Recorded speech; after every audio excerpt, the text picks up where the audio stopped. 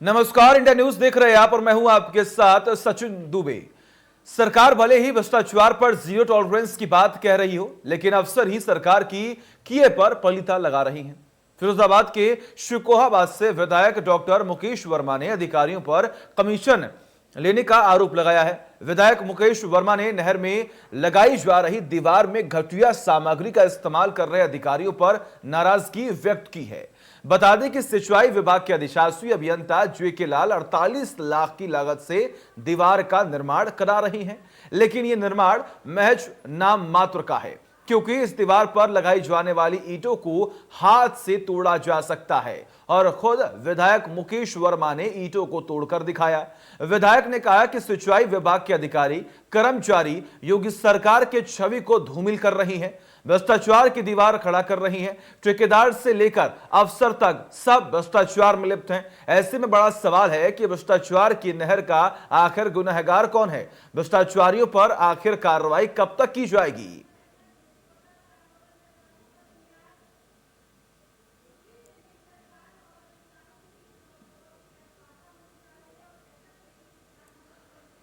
और वही विधायक मुकेश वर्मा ने क्या कुछ कहा है इस पूरे मामले को लेकर, सुनिए।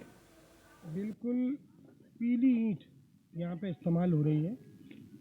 माननीय उत्तर प्रदेश के मुख्यमंत्री जी योगी जी पूरी तन्मयता के साथ चाहते हैं कि यहाँ से 1 रुपया गया है तो वो 1 रुपया विकास में लगे। कृषि मंत्री भी और सिंचाई मंत्री भी यही चाहते हैं कि जो पैसा हमने रिलीज किया है वो धरातल पर पूरा का पूरा लगे। लेकिन कुछ हमारे अधिकारी जिनकी नीयत ठीक नहीं है, जिनके खून में बेईमानी भरी हुई है, ऐसे बेईमान अधिकारी जेके लाल और इनसे ऊपर के जुड़े अधिकारियों ने मिली भगत से 40% कमीशन लेकर और मैनेज करके ये जो काम दिया है, इसमें 12-1 का तो मसाला इस्तेमाल हो रहा है और 100% पीला ईंट लग रही है। और अभी 4 किलोमीटर की जो गंगा नहर के किनारे किनारे पटरी जो सड़क बनी थी, उसमें पूरी घटिया सामग्री लगाते हुए उसकी दोनों तरफ जो मिट्टी की भराई होती है वो तक नहीं की। मौके पर पहुंचकर हमारे सहयोगी ने वहां पर पहुंचने के बाद स्थिति का जायजा लिया। देखिए। भाजपा विधायक मुकेश वर्मा ने अपनी सरकार के ही अधिकारियों पर भ्रष्टाचार के आरोप लगाए हैं। जी हां, मुकेश वर्मा शिकोहाबाद से भाजपा विधायक हैं। उन्होंने अपने ही अधिकारियों पर भ्रष्टाचार के बड़े आरोप लगाए हैं। भाजपा विधायक मुकेश वर्मा ने इस पूरे मामले की जांच की बात कही है, उन्होंने जांच की मांग की है। अब जांच कौन कराता है ये देखने वाली बात होगी। Mohammad Shahid, India News, Firozabad. भाजपा विधायक ने आरोप दिखाया कि किस तरह की घटिया सामग्री का प्रयोग किया जा रहा है। उन्होंने ईंटें जो हैं आपस में तोड़कर भी दिखाएंगे। ईंट पूरी तरीके से टूट गई क्योंकि ये पूरी तरीके से घटिया सामग्री है। उन्होंने आरोप लगाया कि ठेके जो उठाए जा रहे हैं उसमें 40% तक का कमीशन का इसमें खेल चल रहा है। ये खेल क्योंकि ये भाजपा सरकार है, भाजपा के ही विधायक हैं और भाजपा के विधायक का कहना है कि उनकी कोई भी सुनवाई नहीं हो रही है। भाजपा सरकार में भाजपा विधायक की सुनवाई नहीं हुई, ये बड़ी एक बात सामने आ रही है। जी हाँ, मुकेश वर्मा ने उबटी रजवा कटाव से बचाने के लिए जो दीवार बनाई जा रही है उसमें घटिया सामग्री का प्रयोग किया जा रहा है, इसका आरोप लगाया है। उन्होंने कहा है कि इतना भ्रष्टाचार हो रहा है, अधिकारी भ्रष्टाचार में लिप्त हो गए हैं कि 40% तक कमीशन खोरी का आरोप भी उन्होंने अपने ही अधिकारियों पर लगाया है। क्या ये संभव है? क्योंकि उनकी ही अधिकारी जो है, भाजपा के अधिकारी भाजपा विधायक की ही सुनने को तैयार नहीं है। जैसा कि विधायक ने कहा है कि मेरी कोई भी सुनवाई नहीं हो रही है। उन्होंने यहाँ तक कहा है कि उन्होंने 15 दिन पहले यहाँ जिलाधिकारी चंद्रविजय सिंह से भी इसकी शिकायत की थी, लेकिन कोई भी इस पर उनकी सुनवाई नहीं की गई। जिलाधिकारी भी मौके पर नहीं पहुंचे, उन्होंने इसकी कोई कार्रवाई इस पर नहीं की। ऐसा क्या संभव है? और इस बीच में ये 2 तस्वीरें हम आपको दिखा रहे हैं। जब नहर का निर्माण हो रहा है तो आखिर इस नहर के निर्माण में जिस ईंट का इस्तेमाल किया जा रहा है वो देखिए आप। घटिया सामान का इस्तेमाल हो रहा है और ईंट तोड़ते बीजेपी विधायक हैं। तो ये दो तस्वीरें आपकी टीवी स्क्रीन पर लगातार हम आपको दिखा रहे हैं आखिर किस तरीके से घटिया सामग्री का इस्तेमाल किया जा रहा है और एक बड़ी लापरवाही यहां पर देखने को मिल रही है। और इसीलिए अब कई सवाल जो है लगातार खड़े किए जा रहे हैं कि आखिर बीजेपी की सरकार है लेकिन उसके बावजूद भी बीजेपी विधायक की बातों को सुना नहीं जा रहा है। जब नहर का निर्माण किया जा रहा है तो इसमें भी कमीशन खोरी की जा रही है, कमीशन खाने के बाद भी सही तरीके से निर्माण नहीं कराया जा रहा है। और जब ऐसी लापरवाही होगी तो आखिर जनता को सरकार से या फिर अगर कहें तो इस प्रशासन से क्या कुछ उम्मीदें रहेंगी, यह एक बड़ा सवाल यहां पर खड़ा हो रहा है। तो आखिर भ्रष्टाचार की नहर का गुनहगार कौन है, इसी पर आज हम बात करेंगे और जानने की पूरी कोशिश करेंगे कि आखिर किस तरीके से तमाम लापरवाही जो है यहां पर देखी जा रही है। हमारे साथ मुख्य मेहमान हेमंत तिवारी जी जो कि वरिष्ठ पत्रकार है, आपका बहुत बहुत स्वागत है हेमंत जी। वो जुड़े हुए हैं लक्ष्मी नारायण जी जो कि पूर्व आईपीएस है, आपका भी बहुत बहुत स्वागत है लक्ष्मी नारायण जी। हमारे साथ हरिओम यादव भी जुड़ेंगे जो कि विधायक से सपा है, उनका भी कुछ देर में उनसे भी कई सवाल करेंगे और जानने की कोशिश करेंगे। और इसी के साथ साथ हमसे बात करेंगे बीजेपी विधायक डॉक्टर मुकेश वर्मा जो कि वहां पर पहुंचे थे, स्थानीय जगह पर पहुंचे थे और जो लापरवाही वहां पर बरती जा रही थी वहां पर पहुंचने के बाद उन्होंने कार्रवाई की बात जो है वो भी लगातार कही। लेकिन सबसे पहले मेरा सवाल हेमंत जी से होगा। हेमंत जी, कहीं ना कहीं आप प्रदेश की राजनीति को अच्छे तरीके से समझते हैं और जो कार्य प्रणाली है उसको भी आप अच्छे तरीके से समझते हैं, लेकिन ऐसे में यहां पर सवाल यह खड़ा हो रहा है कि मंत्री तमाम जो है वो ईमानदार हैं लेकिन वही तमाम अधिकारी जो है वो भ्रष्ट होते हुए दिखाई दे रहे हैं। आखिर इन तमाम मुद्दों को अगर बात की जाए तो इसकी जवाबदेही किसकी होगी, आखिर ये लापरवाही क्यों यहां पर देखने को मिल रही है? पहली बात तो मैं आपकी एक बात को खारिज करता हूँ जी। अगर अफसर बेईमान है, कमीशन खोर है तो मंत्री को किसने ईमानदार का सर्टिफिकेट दे दिया? सिस्टम में करप्शन है, सिस्टम में कमीशन अगर है, मैं नहीं कह रहा हूँ कि है, अगर है तो किसी को सर्टिफिकेट क्लीन चिट नहीं दी जा सकती, चाहे डिपार्टमेंटल मिनिस्टर हो, चाहे प्रिंसिपल सेक्रेटरी हो, चाहे इंजीनियर इन चीफ हो, चाहे अधीनस्थ हो।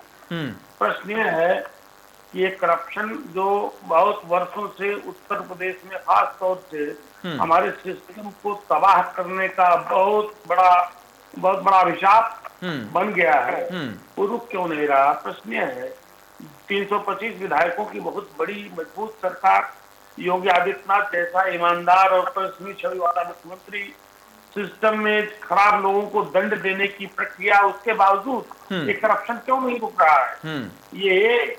ये जो बालू की बुनियाद की बिल्डिंग्स बन रही हैं और जो पीली ईंट का इस्तेमाल हो रहा है, अभी ये तो भाजपा के विधायक हैं, अभी आपको याद होगा कि प्रतापगढ़ में लालगंज में कांग्रेस विधानमंडल दल की नेता है मोना मिश्रा, उन्होंने कहा मैं बनने नहीं दूंगी अस्पताल, यहीं बैठ जाऊंगी क्योंकि पीली ईंट का इस्तेमाल हो रहा है।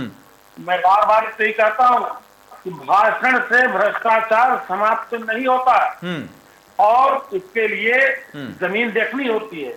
मैं तो ये कहूँ मुकेश जी अगर आपके साथ जुड़े हैं तो मुकेश जी चाहे ईंट तोड़ दें तो चाहे सिर अपना पीट ले, ये वर्षों से चला भ्रष्टाचार है, इस पे सख्त निगाह की जरूरत है, खाली जबान से बोलने से नहीं खत्म होने वाला है।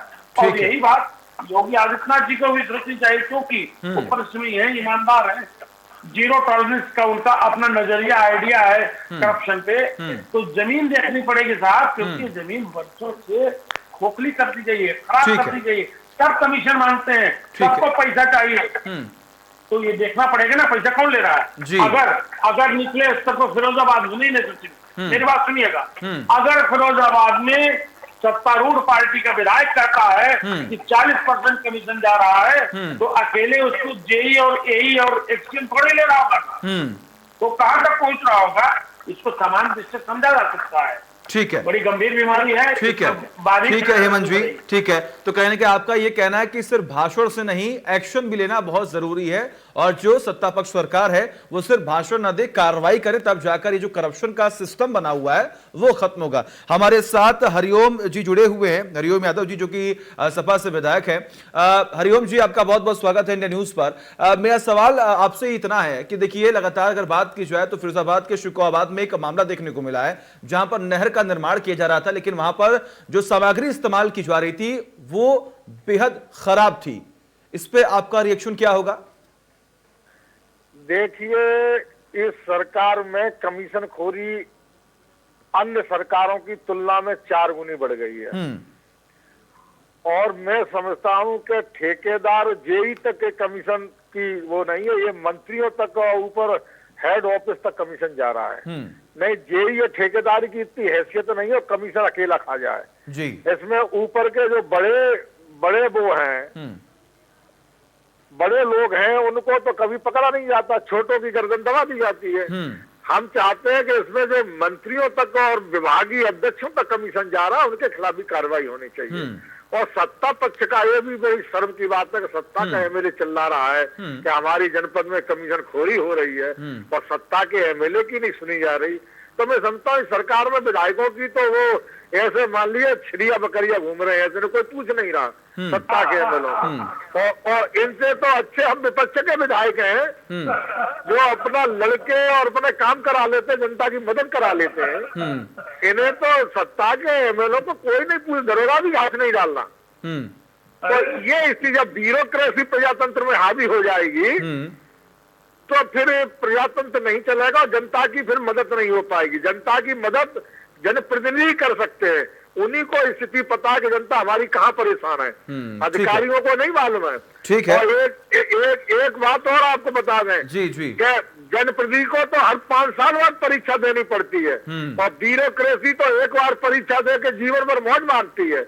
एमएलए एमपी को हर 5 साल में परीक्षा दे के पास होना पड़ता है। बिल्कुल। और देखिए जिस तरीके से आप यहाँ पर लगातार कह भी रहे हैं कि जनप्रतिनिधि का एक कर्तव्य होता है कि वो आम जनता की समस्याओं को सुने और ये जो तमाम लापरवाहियां बढ़ती जा रही है उस पर नजर भी लगातार यहाँ पर बनाए रखे।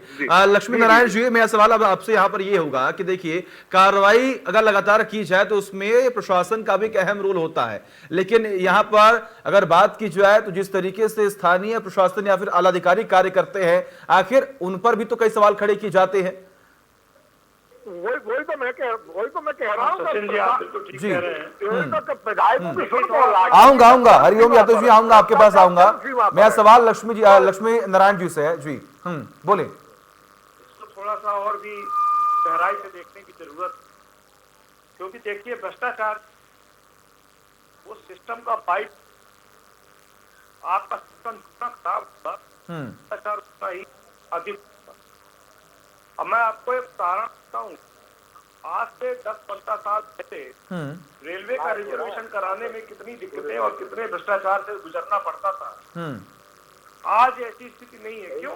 सिस्टम इंप्रूव कर दिया उन्होंने। उसमें उन्होंने चीजों को बढ़ाया, चीजों को कंप्यूटराइज किया, चीजें बेटर की। तो अब आज की तारीख में reservation is a child's play, एक बच्चे का खेल है, वो कभी भी रिजर्वेशन हो जाता है।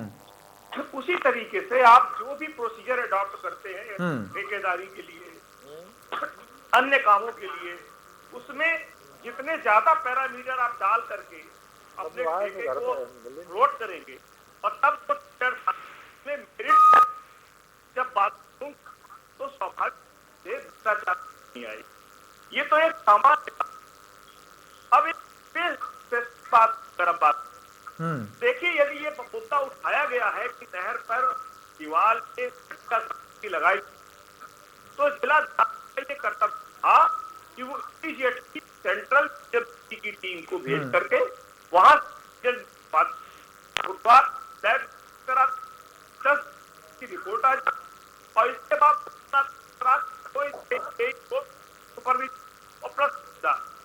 समय भेज किया जाता मामला रस्ते पे आ जाता और ठीक है लक्ष्मी नारायण जी, ठीक है। देखिए तो कहीं ना कहीं अगर बात की जाए तो जब आपसे ये तमाम सवाल किए गए तो इसमें यह मालूम चला कि जो तमाम प्रोसीजर्स है ना उसमें बहुत लापरवाही देखने को मिलती है। तो हेमंत जी, अगर देखा जाए यहाँ पर तो ये जो ब्लेम का जो खेल होता है ना, ये लगातार हर एक मामले में देखते हैं, चाहे वो किसी की भी सरकार हो। चाहे अगर हम बात करें समाजवादी पार्टी की सरकार थी, उस वक्त भी लापरवाही देखने को मिली थी। अब फिलहाल अगर बात की जाए तो बीजेपी की सरकार है, तो कहीं ना कहीं इसमें भी लापरवाही देखने को मिल रही है। लेकिन जब यहाँ पर अगर बात की जाए प्रशासनिक अधिकारियों की, तो वहां पर ये कहते हैं कि जो प्रोसीजर्स हैं उसमें ही लापरवाही देखने को मिल रही है। दरअसल ये बात समझनी चाहिए। होता क्या है, विधायक जी हैं, अगर जुड़े हो तो उनके मुंह में बोल दूं कि विधायक जी सीधे मुख्यमंत्री से जा करके इनकी हिम्मत नहीं है कि कहते करप्शन हो रहा है। इनको बयान देने की जरूरत क्यों पड़ गई सार्वजनिक रूप से? अपनी सरकार के सिस्टम की खिलाफत करने की जरूरत क्यों पड़ गई? अगर शासन स्तर पर, सरकार के स्तर पर, उच्च स्तर पर यह व्यवस्था बनाई गई होती कि आपके जो निर्वाचित जनप्रतिनिधि हैं, चाहे सत्तारूढ़ पक्ष के हैं चाहे विपक्ष के हैं, अगर वो निर्माण में, थाने में, अस्पताल में, तहसील में करप्शन की कोई शिकायत कर रहे हैं, किसी अधिकारी के भ्रष्टाचार की बात कर रहे हैं, तो उसके लिए एक सीधे एक्शन लेने का एक सिस्टम बनता। एक कोर टीम बनती जो उस जिले में उस करप्शन की जांच करती, दंडित करती। आप स्वयं सोचिए, विधायक जी को मीडिया को बुला करके ईंट तोड़ने की जरूरत क्यों पड़ गई? ऐसे तो हर जिले में ईंट टूटेगी, हर जगह बालों की दीवार बनेगी। अगर ये सरकार जो बहुत बड़ी सरकार है, 350 विधायकों की सरकार थम्पिंग मेजॉरिटी के साथ बनी थी, ईमानदार मेहनती मुख्यमंत्री को सामने बनी थी, तो मुख्यमंत्री अगर ईमानदार है, मेहनती है, मंत्री जी ईमानदार है, इस विभाग के मंत्री जी अच्छी छवि के हैं महेंद्र सिंह, डॉक्टर महेंद्र सिंह बहुत अच्छी इमेज है, बहुत ट्रांसपेरेंट काम करते हैं, लेकिन मैं वही कह रहा हूँ, ये समझने वाली बात है। अब जैसे हरिओम जो बोल रहे थे, इनके समय में तो हजारों करोड़ का घोटाले का मसला चल रहा है सिंचाई विभाग का। उसके पहले मायावती के समय में नसीमुद्दीन साहब मंत्री हुआ करते थे, उन्होंने क्या बेचने का रिकॉर्ड। देखिए हेमंत जी, यही तो सवाल है कि सत्ता में जो भी सरकार रहती है लापरवाही करती है, और जब दूसरी पार्टी सत्ता में आती है तो फिर ब्लेमिंग का जो एक गेम है वो शुरू होता है, लेकिन आखिर इसमें घाटा तो आम जनता को हो रहा है ना। मैं वही कह रहा हूँ जी, सॉल्यूशन लेकर तो किसी को आना पड़ेगा। बिल्कुल। हमने कहा कि इन्होंने चोरी की, डकैती की, इनके बाप मुख्यमंत्री से इन्होंने कर लिया जी। हम क्या कर रहे हैं? किसी न किसी को, ये तो दृढ़ इरादों और इच्छा शक्ति वाली सरकार है, बरसों बाद, दशकों बाद मजबूत सरकार बनी है, ठीक है, ईमानदार मुख्यमंत्री है, ईमानदार मंत्री है, तो भ्रष्टाचार क्यों है? ठीक है। हरिओम जी, क्या आप मेरी आवाज सुन पा रहे हैं? हरिओम जी, हेलो। हाँ हरिओम जी, देखिए सवाल यहीं पर खड़ा हो रहा है कि देखिए सत्ता में आने के बाद तो लगातार आरोप लगते हैं और सत्ता से जाने के बाद भी लगातार आरोप लगते हैं, लेकिन आखिर कौन सी पार्टी सॉल्यूशन लेकर सामने आएगी? क्योंकि सॉल्यूशन तो किसी के पास नहीं है, सिर्फ आरोप लगाते रहते हैं। देखिए, सॉल्यूशन तो तब निकलेगा जी, सरकार चाहेगी तो। अच्छा, जब सरकार नहीं चाहती कि भ्रष्टाचार खत्म हो तो कहां से खत्म हो जाएगा? थानों का हाल बहुत बुरा है। आप थानों की स्थिति देख लीजिए, 2 दरोगा और सरकार में 4,000 रुपए में काम करते थे, आज 50,000 रुपए रिश्वत मांगते हैं। और मैं तो ये समझता हूँ कि ये कमीशन, पहले ही मैंने कहा था, कमीशन नीचे से सिपाही से लेके कोई दरोगा तक या एसपी तक ही सीमित नहीं है, सरकार तक सीमित है। और इसमें सरकार के लोग इन्वॉल्व है। अगर किसी की शिकायत मिलती है तो कार्रवाई क्यों नहीं होती? अभी देखिए शमशान घाट का मामला, 25 लोगों की जान चली गई, कमीशन के चक्कर में तो जान चली गई जी, बिल्कुल। लेकिन ये कमीशन ने कितने लोगों की जान ले ली, कितने पुल टूटे, कितने बिल्डिंगें टूटी, कितने शमशान टूटे और कितने लोगों की जान चली गई। लेकिन सुनिए तो सही, हरिओम जी, विपक्ष में आप है ना, हरिओम जी, विपक्ष में आप है ना, आपने क्या किया? क्या आपने ये जो तमाम समस्याएं उत्पन्न हो रही हैं, क्या इसको लेकर आपने अपनी आवाज को बुलंद किया? देखिए, हमने हमेशा प्रेस के माध्यम से, आपकी इलेक्ट्रॉनिक मीडिया के माध्यम हमेशा आवाज उठाई, लेकिन इस सरकार में ब्यूरोक्रेसी हावी है। मैं समझता हूँ मुख्यमंत्री के अलावा शायद सरकार में किसी की चल नहीं रही है, और मुझको ये लगता है कि ब्यूरोक्रेसी मुख्यमंत्री को गुमराह करती है। ठीक है। भ्रष्टाचार का वो बोलबाला है कि हमने अपने 30 साल के राय में 3-4 बार विधायक रह चुके, हमने इतना भ्रष्टाचार अपने जीवन में कभी नहीं देखा कि बिना पैसे के थानों की वो स्थिति है कि बिना पैसे के एफआईआर दो, अगर झगड़ा होता तो दोनों पक्षों से पैसा लिया जाए, दोनों की एफआईआर लिखी जाए। ठीक है हरिओम जी, ठीक है, मैं आऊंगा आपके पास। हरिओम जी, आऊंगा आपके पास। अगर यहाँ पर बात की जाए तो देखिए, यहाँ पर लगातार जिस तरीके से ब्लेमिंग का जो गेम चला है वो लगातार चलता ही रहेगा, आरोप प्रत्यारोप जो है वो लगते रहेंगे, लेकिन सॉल्यूशन की बात यहाँ पर कोई करना नहीं चाहता। लेकिन ऐसे में लक्ष्मी नारायण जी, अगर मैं आपसे ये सवाल करूं कि जिस तरीके से तमाम लापरवाही देखने को मिल रही है, और खासतौर पर अगर प्रशासनिक अधिकारी भी इस कमीशन खोरी में संलिप्त होता है, तो क्या ऐसे कोई मॉडल बनाने की जरूरत है कि जो तमाम समस्याएं उत्पन्न हो रही है इसका समाधान जल्द से हो? और अगर बने ये मॉडल तो वो कैसा होगा? कही आपने सचिन जी। देखिए ऐसा है, मॉडल तो अपनी जगह ठीक है, लेकिन जो हमें जो कानून की कमियां हैं, जब तक हम वो दूर नहीं करेंगे तब तक हम चाहे जो मॉडल बना लें, अंत में सारे केस देखिए कोर्ट में जाएंगे, और कोर्ट में जाने के बाद क्या क्या होता है ये आपको पता है, कितने साल लगते हैं ये भी आपको पता है। जब तक हम वहां पर हिट नहीं करेंगे तब तक देखिए कानून भी है, मुकदमे भी लिखे जाते हैं, चार्जशीट भी चली जाती है, इसके बाद भी जो मुलजिम है वो सरेआम सब जगह घूमता फिरता है। आपने 15 केसेस, 18 केसेस, 48 केसेस लेकर के लोग बाकायदे शादियां अटेंड कर रहे हैं, मॉल में घूम रहे हैं, तो ये सिस्टम का ही हिस्सा है। इसीलिए मैं बात कह रहा हूं कि जब तक हम इसमें त्वरित न्याय पे बात नहीं करेंगे, जब तक हम सुनिश्चित नहीं कराएंगे कि प्रत्येक केस का निस्तारण 3 से 6 माह के भीतर न्यायालयों में हो जाए, तो आप देखिए कितना फर्क पड़ जाएगा। हम जिन जिन जिलों में रहे, जहां पर भी देखा मैंने कि वहां पर पनिशमेंट थोड़ा जल्दी होता था, न्याय जल्दी निर्णय हो जाता था, तो वहां पे क्राइम कम हो जाता था। तो ये बहुत बड़ा फर्क पड़ता है, इसमें त्वरित कार्रवाई होना चाहिए। ऐसे सभी प्रकरणों में तो प्रोसीजर में जहां पे जरूरत लगती है वहां पे उसको प्लगिंग की जाना चाहिए, और इमीडिएटली अभियोग पंजीकृत करा के चार्जशीट जानी चाहिए। चार्जशीट जाने के उपरांत वो स्पीडी ट्रायल होना चाहिए। ट्रायल हमेशा स्पीडी होना चाहिए, क्योंकि देखिए जस्टिस अगर डिले हो गया तो वो समझ लीजिए जस्टिस नकार कर दिया गया, अब उसको न्याय नहीं हो सकता।